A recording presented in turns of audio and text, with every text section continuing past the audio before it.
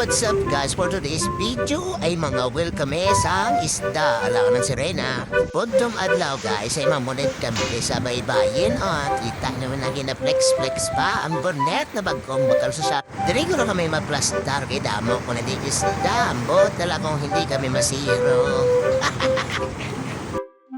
At diri nga guys ay ginaplastar na naman na namon na bonnet kay maplastar kami dito sa babaw.